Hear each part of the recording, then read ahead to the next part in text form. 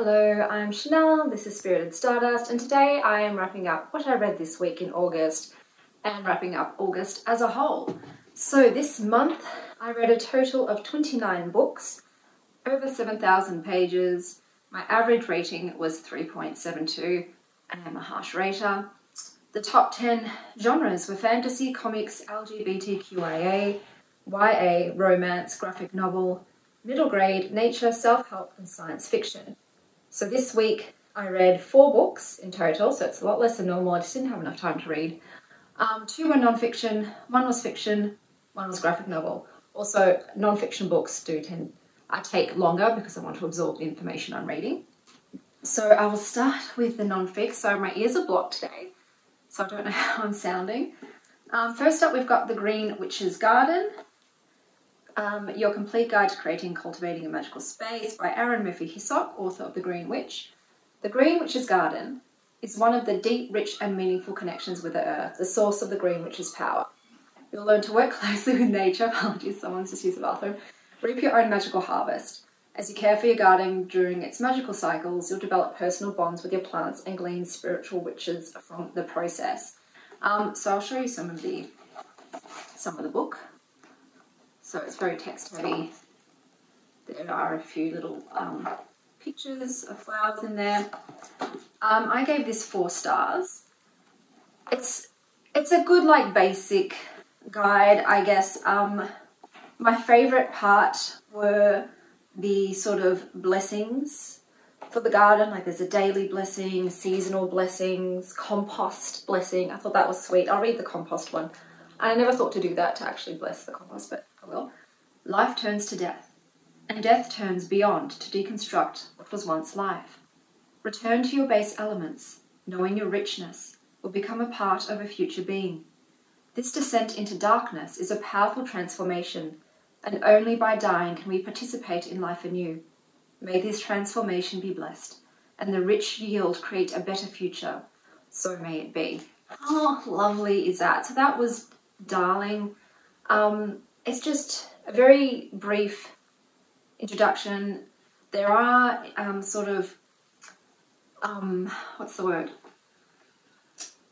little bits and pieces on, say, astrological elements with gardening and moon phases with gardening, planetary alignments. This is cute. There are some full colour pages, which is very nice. So yeah, it was a fun read. I wouldn't say it's extensive at all, but I'm probably going to give it just another read through. It just talks a lot about sort of like a brief touch on plants and gardening in general, not really exhaustive on spell work exactly. Like they do talk about maybe some magical properties of plants, but why are you going to do this to me every time I'm filming? My partner's making faces. I'm ignoring you. So yeah, I thought it was very sweet and I did enjoy it. So that's The Green Witch's Garden. Stop it. So next next up we have Balance, How to Invest and Spend for Health, Happiness and Wealth. Stop chasing money and start redefining success.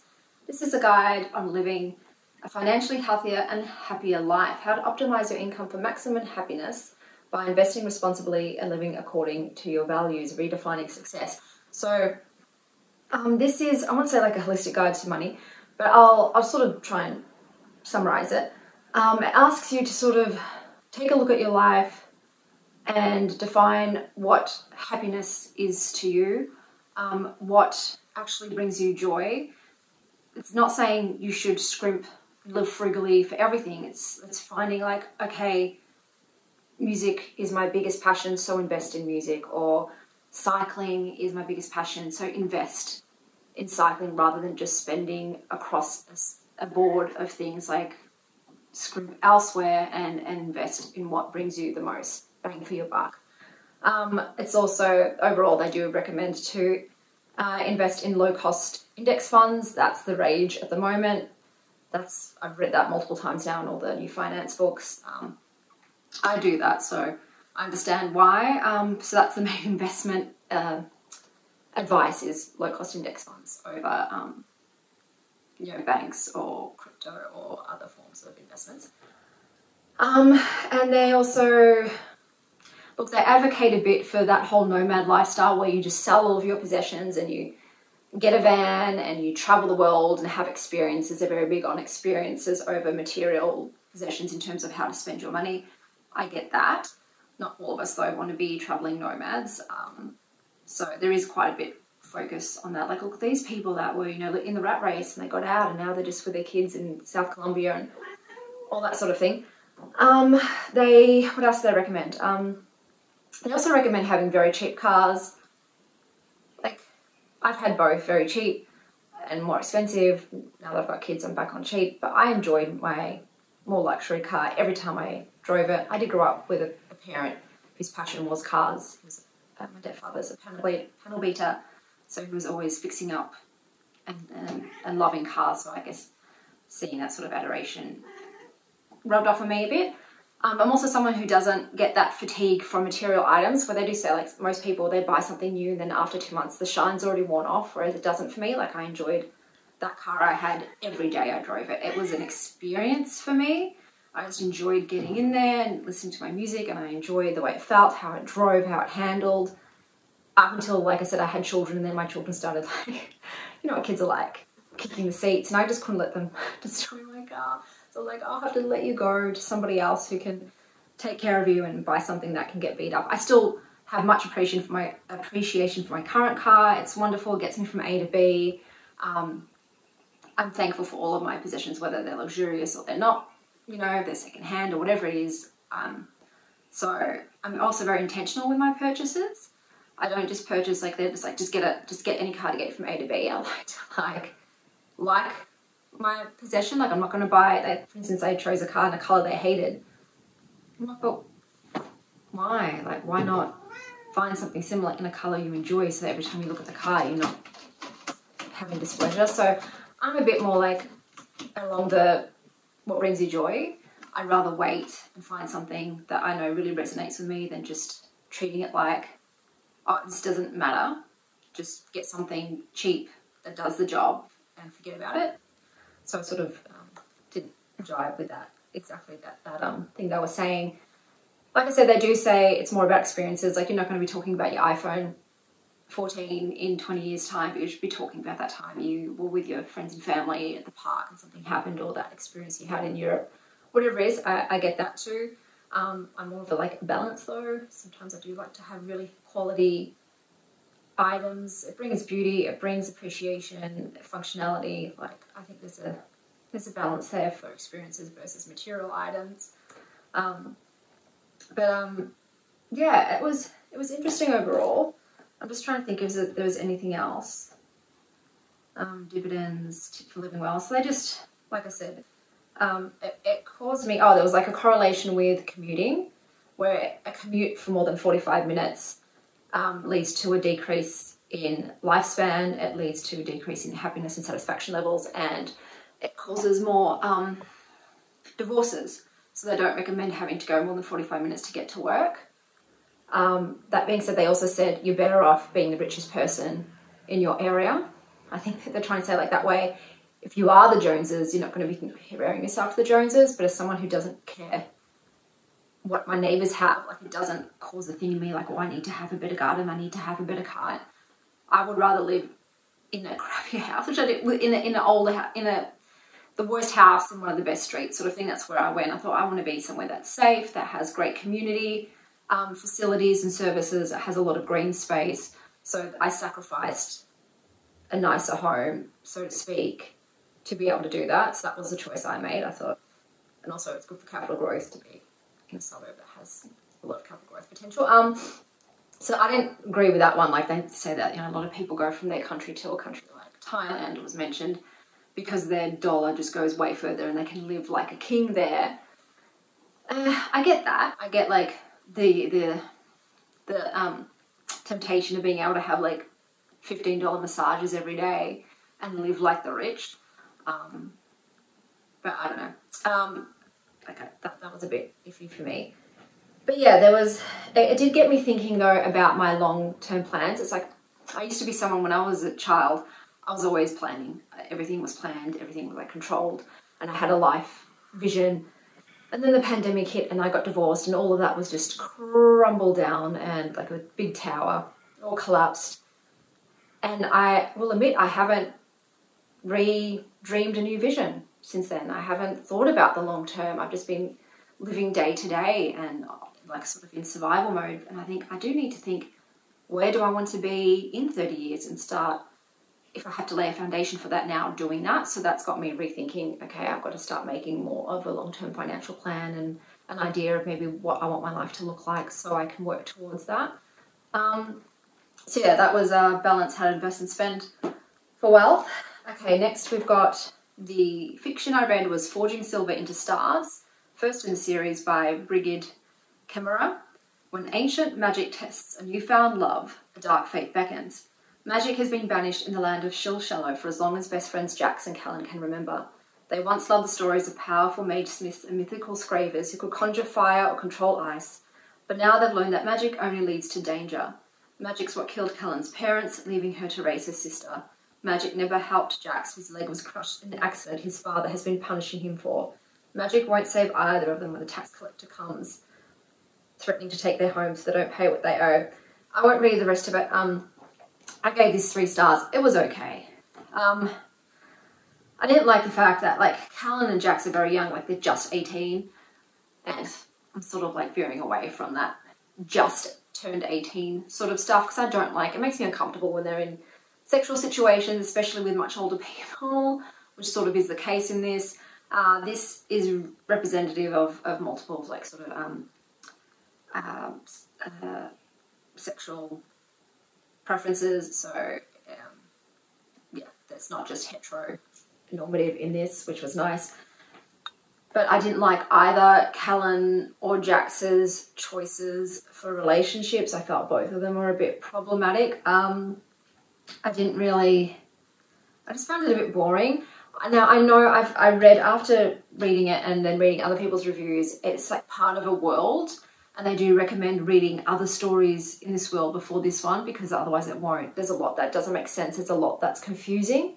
So there's that. I wouldn't recommend, obviously, reading this first. I look at the other authors, other books in the series, and read what they recommend, because obviously there was characters in this that you should already know, whereas everyone's new to me. It was okay. It just didn't have anything. I didn't connect to any of the characters whatsoever. I didn't care about the plot or the mystery, or who was really who, and who was a good person and who was not so good. I didn't like any of that. I didn't care for the magic. Like, the magic wasn't really, it was a bit confusing how it was done. It was confusing as to why they hated the king and the queen and everything else. But like I said, I didn't read the other books in the series. I think that was the issue. So this just felt like out of nowhere sort of thing. Whereas obviously foundation had been set up in previous books. You've been introduced to previous characters. Obviously their dynamics and relationships should have already been known. So I wouldn't go into this one straight away. But yeah, it just didn't do anything for me. It wasn't bad. And I did read it all the way through. I just wanted to sort of see, okay, how does it work out? And it obviously is meant to continue on, but I was like, going back in time, I wouldn't read it. I don't want to say it was a waste of my time, but it was very lackluster and dull. So, and I'm not going to be doing a spoiler section today because I don't have anything else to say about it. Like I said, besides not approving of the relationships Jax and Callan were in, I don't really need to give explanations. Like, you can read the book if you want to, but like, yeah, the dynamic and the power dynamic between Jax and Callan and their partners, I really didn't like that. And with Callan's one, that guy was a bit threatening and toxic, and yeah, not for me. The graphic novel I read was The Tea Dragon Society. So after discovering a lost tea dragon in the marketplace, Greta learns about the dying art form of tea dragon caretaking from the kind tea shop owners, Hesekiel and Eric. As she befriends them and their shy ward, Minette, What to see is how the craft enriches their lives and eventually her own. I'll show you some of the illustrations so you can sort of see.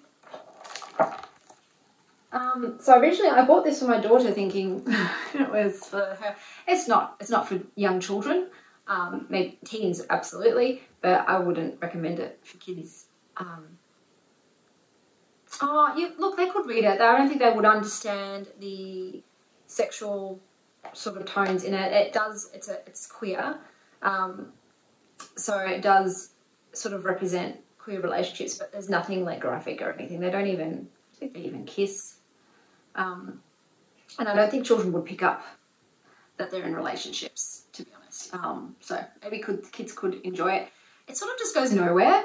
It's just an idea. This is an idea that there's these things called tea dragons, and like they grow tea leaves from their antlers, and people have to care for them, and then they make this very special tea, but it's so labor intensive and it's a dying art form because it takes so much time for such a little amount that people are just not harvesting tea in this way anymore. That's pretty much the entire story. Along with the thing of like keeping traditions alive, making sure forms of art don't die out. That's pretty much it. So it's about tea, making tea, and a bit about blacksmithing because her mother is a blacksmith. So she's like, I want to keep blacksmithing, so I keep my mother's art form alive. And then she meets these tea people with tea dragons and gets one. That's another weird thing. So the dragons are named after types of tea, as in that's what they produce. So you've got chamomile, and that creature makes chamomile leaves from their antlers, and then you've got I think is it ginseng? I think it's ginseng, and I thought that was a bit weird because I'm like, well, is it leaves or is it part of this animal? Like, I don't know, it was a bit weird. But so yeah, the dragons are named after the tea. That's chamomile right there, growing off on them. But yeah, that's it just sort of ends there. She's just like, yeah, she's got a tea dragon now herself and is part of this little club of 4 people that have tea dragons, and she's still with her mum, and that's it. So I don't know if they're planning more in the series. It won a lot of awards, but it's sort of just like, I don't know, like I said, it's just like an idea, like someone pitching an idea, but that's it. Like, how are you fleshing it out? Oh, I'm not. I'm just, that's literally it. So yeah, I didn't rate it because I'm like, I don't know how you rate it.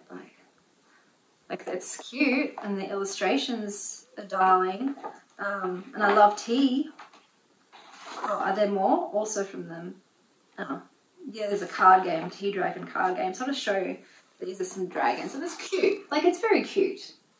I wouldn't call it a story though. Do you know what I mean? I would just call it like, I don't know, like I said, like an idea, like a bit of fun. Like, oh, this is my idea about dragons and tea leaves and stuff. You know, Tea Dragon Handbook. Like, maybe if they want to make a cartoon series about like the adventures of the tea dragons, but there's no real adventure in this. Nothing happened. It was just her meeting them and getting to know about tea dragons a little bit, and that's it. So yeah, it was sort of cute. Okay, so that's everything today. I hope you're having an extraordinary morning, afternoon, or evening, wherever you are. And as always, stay wild, star child.